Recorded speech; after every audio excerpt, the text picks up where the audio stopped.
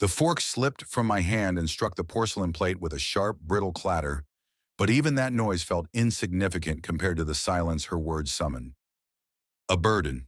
My daughter-in-law had called me a burden, plainly, bluntly, without hesitation, right there at the dinner table, as casually as one might comment on the weather. Her voice cut through the air with the quiet sharpness of a knife gliding through soft meat. For a moment, no one moved. My eyes rose slowly, and I felt the stillness of the room close around me. My son, David, shifted in his chair as though trying to shrink into his own frame. My granddaughter, Lily, barely 9 years old, stared at her napkin with the kind of nervous focus children use when they sense something is wrong, but don't yet understand what. Across from me sat Anna, rigid as carved stone, lips pressed so tightly together they were almost bloodless. She did not look away. It was as if she was daring me, challenging me, expecting either an explosion or an apology. I am 80 years old. I have fought in a war, inhaled steel dust for half a lifetime inside a mill, and stood over the grave of the only woman I ever loved. I have carried grief like a second skin, endured pain without complaint, and rebuilt myself after losses that hollowed me to the bone. But nothing in my decades on this earth prepared me to hear myself called a burden by the family I had poured my life into. And yet, in that moment, I felt no anger, no rage, only a deep, steady ache that rooted itself inside my chest. I didn't raise my voice or slam my hand on the table. Instead, I leaned back slowly, letting my spine settle against the chair, folded my hands gently in my lap, and spoke with a quietness that made the room even more still.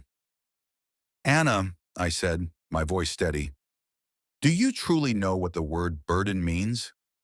The color drained from her face at once, as though someone had reached in and pulled the blood right out of her skin. The silence grew heavier, and I could feel all three of them bracing for something, though none of them knew what. After Margaret, my wife, died 3 years ago, the house that once held a lifetime of laughter turned into a cavern of echoes. The clock ticked too loudly. Nights stretched like long, empty roads. Meals tasted like nothing. I went through my days touching objects she once held, hoping they would still carry her warmth. When David asked me to move in with him, I refused at first. Pride is a stubborn thing, and a man who has built his life with his own hands does not concede easily. But after weeks of solitude pressing against my ribs, I finally accepted. At the beginning, it wasn't bad. Lily welcomed me with the open enthusiasm only children possess. She dragged puzzles from her bedroom, asked for stories about her grandmother, laughed at memories I hadn't recited aloud in years. I told her how I met Margaret at a county fair when I clumsily dropped an entire slice of blueberry pie straight into her lap. I told her how Margaret forgave me only after I agreed to buy her a new dress, one she insisted she didn't need. For a while I felt something like purpose again, but Anna never looked at me the way Lily did.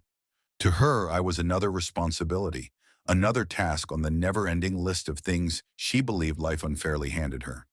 She masked it well at first. Tight smiles, clipped politeness, a tone that always said just enough without ever being warm. But resentment is a living thing. It grows even when no one feeds it. Tonight it finally found its voice. All I had done was ask her to pass the gravy. A simple request. A request any host would expect to hear at a dinner table. But she exhaled a long, exhausted sigh, the kind that tries to hide annoyance, but succeeds only in exposing it further. Then under her breath, yet loud enough for all of us to hear, she muttered, "God, you're such a burden sometimes." The words struck with the force of a hammer. My son froze mid-bite. Lily's eyes widened, and something inside me, something old and fragile, shifted, just slightly but unmistakably. I looked at her calmly. "Anna," I repeated, "do you know what burden means?" She blinked. She hadn't expected me to answer, much less question her. When she couldn't respond, I continued. "A burden," I said softly, "is something heavy that you drag behind you, something you don't want but cannot avoid, something that slows you down and wears you out. Is that what you believe I am?" She inhaled sharply, but before she could speak, I lifted my hand. "Let me tell you about burden," I said. A flicker of uncertainty crossed her eyes. "When David was 6, I began, he got pneumonia. The doctors weren't sure he would make it through the night. The roads were iced over, snow piling inches by the hour. I carried him through that storm to the hospital, holding him against my chest so the cold wouldn't reach him. For 3 nights, I sat awake beside him, praying with every breath that he would keep breathing. Was that a burden? David swallowed, his face coloring with shame as he stared down at his hands. When Margaret's mother broke her hip, she lived with us for years. I carried her up and down the stairs because she refused to sleep on the ground floor. I bathed her, fed her, helped her dress when her hands shook too badly to button her own blouse. My voice faltered briefly as her memory passed through me. It took time, it took strength, but it never took love away. And love, Anna, love is never a burden. I saw her throat tighten. Her eyes flickered downward. And when Margaret fell ill, I whispered, my voice breaking despite my efforts, I watched the strongest woman I knew wither bit by bit. I cooked for her, cleaned her, held her hand every night even when she didn't have the strength to squeeze back. If love had weight, I carried mountains. But I never once called any of it a burden. The room was so quiet I could hear the clock ticking in the hall. Lily's eyes shimmered with tears she didn't fully understand. David looked like a man crushed beneath invisible stone. Finally, I exhaled. If needing a little help now, at my age, makes me a burden in your eyes, I said gently, then I pity your definition of family. Because family is not measured by convenience. It is measured by love, by how you show up, even when it is difficult, even when it costs you something. Anna's fork slipped from her hand and hit the plate with a dull thud. Her cheeks reddened, her lips trembled with words she couldn't form.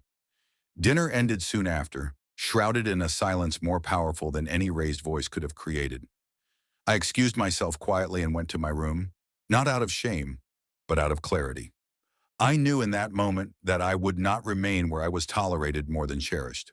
I had lived a long life, and I had earned the right to spend whatever years remained in a place where love was not rationed like a resource being depleted. Tomorrow I would pack. Not because I was a burden, but because I finally remembered my worth.